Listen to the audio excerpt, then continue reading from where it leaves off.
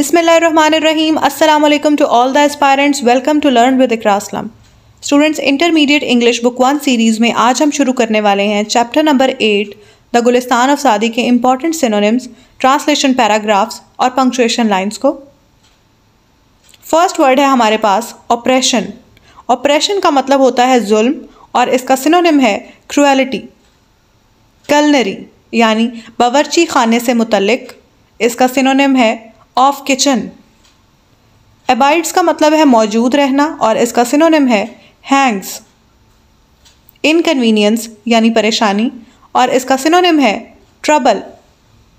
Perpetually का मतलब है हमेशा और इसका सिनोनिम है फॉर एवर।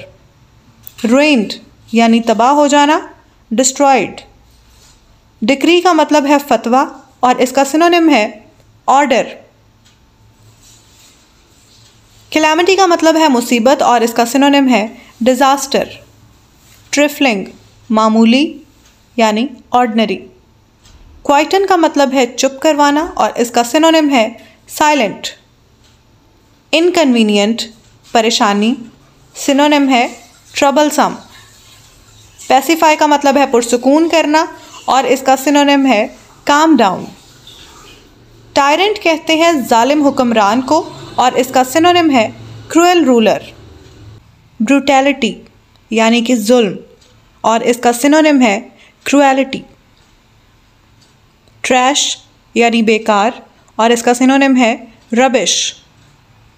वैनिश्ड का मतलब है गायब हो जाना, डिसअपियर। समन्ड यानी बुलाना और इसका सिनोनिम है सेंट फॉर। रिफ्यूज का मतलब है पनाह और इसका सिनोनिम है शेल्टर। कंप्रीहेंड यानी कि समझना और इसका सिनोनिम है अंडरस्टैंड। स्लॉटर का मतलब है ज़िबा करना और इसका सिनोनिम है किल। वीडियो के सेकंड पार्ट में हम डिस्कस करेंगे इंपॉर्टेंट ट्रांसलेशन पैराग्राफ्स को। तो पैराग्राफ नंबर 1 है Sheikh Saadi was a great storyteller, यानी शेख सादी एक अजीम दास्तान गो थे। He speaks to all nations, उन्होंने तमाम कौमों से खिताब किया। एंड इज़ परपेचुअली मॉडर्न, और उनका कलाम हमेशा ही नया लगता है। सेड एमर्सन, एमर्सन ने कहा। He thought of Gulistan as one of the bibles of the world, वो गुलिस्तान को दुनिया की इल्हामी किताबों में से एक किताब समझते थे।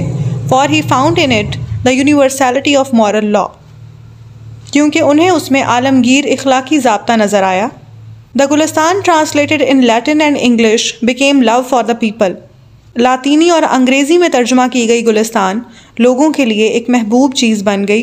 It is interesting to note that English scholars used Saadi's translated parables in their divine books.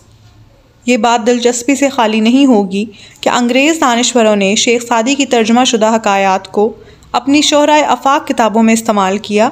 Till it was discovered to be an English translation of a Latin version of Persian origin. यहाँ तक कि ये बात सामने आई कि ये तो लातीनी नुस्खे का एक अंग्रेज़ी तर्जुमा है जिसको असल में फ़ारसी से लिया गया है। Edwin Arnold has aptly described Gulistan in culinary terms.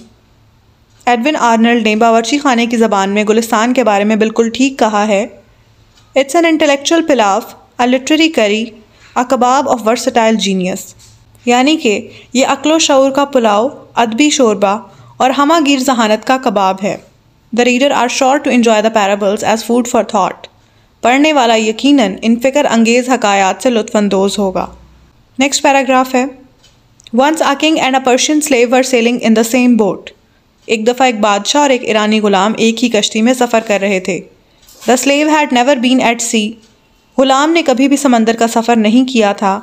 And experienced any calamity, और ना ही उसे किसी आफत का तजर्बा था। आफ्टर सम टाइम, कुछ देर के बाद, the boat was hit by a storm and started tossing. एक तूफ़ान कश्ती से टकरा गया और ये डगमगाने लगी। It was very inconvenient for the passengers, तमाम मुसाफिरों के लिए ये बात बहुत बेआरामी का बाइस बन गई। ऑल रिमेन्ड क्वाइट, सब खामोश रहे, एक्सेप्ट द स्लेव, सिवाय उस गुलाम के।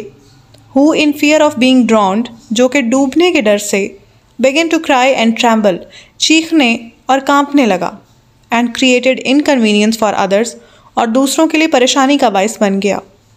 The others tried to pacify him, बाकियों ने उसे पुरसकून करने की कोशिश की, बाय काइंडनेस एंड अफेक्शन, रहम दिली और मोहब्बत से, but he didn't hear anybody, मगर उसने किसी की बात ना सुनी। When the uneasiness lasted longer, जब ये परेशानी बरकरार रही, the king also became displaced, तो बादशाह भी खफा हो गया। नेक्स्ट पैराग्राफ है, it will be a great favour the king said, ये बहुत बड़ी इनायत होगी, बादशाह ने कहा। The sergeant ordered the slave to be thrown into the water so that he could have experienced the true danger of life. उस दाना शख्स ने हुक्म दिया कि ग़ुलाम को पानी में फेंक दिया जाए ताकि वो ज़िंदगी के हकीकी ख़तरे का सामना कर सके। 2 persons threw him in the sea, 2 लोगों ने उसे समंदर में फेंक दिया। And when he was about to be drowned, और जब वो डूबने ही वाला था, they pulled him back to the boat, तो उन्होंने उसे कश्ती में वापस खींच लिया। And he clung the stern with both his hands, और उसने दोनों हाथों की मदद से कश्ती के पिछले हिस्से को ज़ोर से पकड़ लिया। Then he sat down and remained quiet, फिर वो खामोशी से बैठ गया और चुप रहा। This appeared strange to the king, बादशाह को ये बात बहुत अजीब लगी, who could not comprehend the wisdom in the action taken by sergeant, and he asked for it. वो दाना शख्स के काम में छुपी हिकमत को ना समझ सका और उसने उसकी वजह पूछी। Next paragraph is, it is related that, कहते हैं कि while a deer was being roasted for Nushairwan, a king of Persia famous for his justice, no salt could be found. Iran के बादशाह नौशेरवां, जो कि अपने इंसाफ की वजह से बहुत मशहूर हैं, उनके लिए हिरन भुना जा रहा था और नमक नहीं मिला। A boy was sent to village to bring some salt. एक लड़के को गांव भेजा गया नमक लाने के लिए। The boy brought it and presented it to the king. लड़का ले आया और बादशाह को पेश किया। Who asked, तो उसने पूछा, whether he had paid for it, क्या तुमने इसकी कीमत अदा की है? No, नहीं, said the boy, लड़के ने कहा। Pay for the salt, इसकी कीमत अदा करो, said the king, बादशाह ने कहा। Lest it should become a custom and the village be ruined, या ये ना हो कि ये बात रिवाज पे आ जाए और गांव तबाह हो जाए। नेक्स्ट पैराग्राफ है, whoever enlarged it, जिस किसी ने भी उसे बढ़ाया, so that it reached its present magnitude, यहाँ तक कि ये मौजूदा हुजम तक पहुँच गई, is at fault, वो शख्स कसूरवार है। If the king eats one apple from the garden of a subject, अगर बादशाह रियाया के बाग से एक सेब खा ले, his slaves will pull down the whole tree, तो उसके ग़ुलाम उसके लिए सारा दरख्त गिरा देंगे। For 5 eggs which the king allows to be taken by force, अगर बादशाह 5 अंडे ज़बरदस्ती लेने की इजाज़त देगा, the people belonging to his army will put 1,000 fowls on the spit, तो उसकी फ़ौज से मुतल्लिक लोग हज़ारों परिंदे सीखों पर चढ़ा देंगे। Next paragraph is, a king fell seriously ill, एक बादशाह शदीद बीमार पड़ गया। And all hopes of his recovery vanished, और उसकी सेहत याबी की तमाम उम्मीदें ख़त्म हो गईं। The more the disease was cured the more it became painful, बीमारी का जितना ज़्यादा इलाज किया जाता ये उतनी ही तकलीफ दे होती गई। एट लास्ट, आखिरकार, the physicians agreed that this disease could not be cured except by means of bile of a person, आखिरकार तबीब इस बात पर मुत्तफिक हुए कि इस बीमारी का इलाज नहीं हो सकता, हाँ मगर एक शख्स की जिगर की रतूबत मिल जाए, इंड्यूड विद सर्टन क्वालिटीज़, जो शख्स कुछ ख़ास खूबियों का हामिल हो। ऑर्डर्स वर इशूड, हुक्म सादिर किया गया, to search for an individual of this kind, कि इस किस्म के एक शख्स की तलाश की जाए।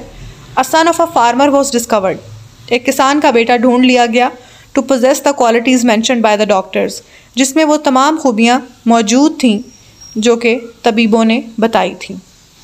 अगला पैराग्राफ है, the king summoned the father and mother of the boy, बादशाह ने लड़के के बाप और माँ को बुलाया। whose consent he got by giving them a huge amount of wealth, जिनकी रजामंदी उसने भारी दौलत देकर हासिल कर ली। The Qazi issued a decree to shed the blood of a person for the health of the king.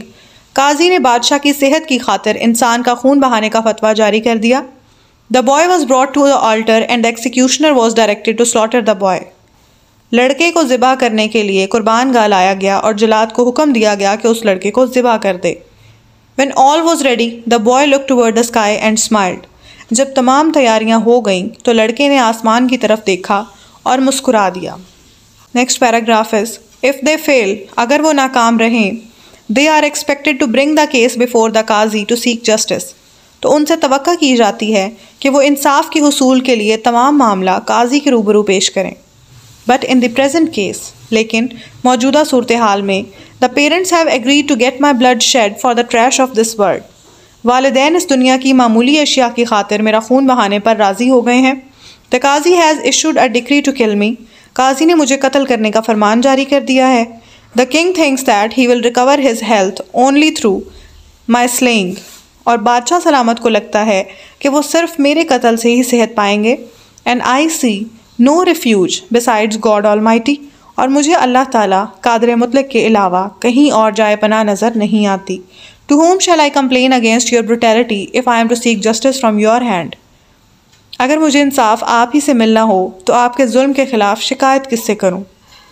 Students, video के third part में हम डिस्कस करेंगे पंक्चुएशन लाइन को। If they fail they are expected to bring the case before the qazi to seek justice.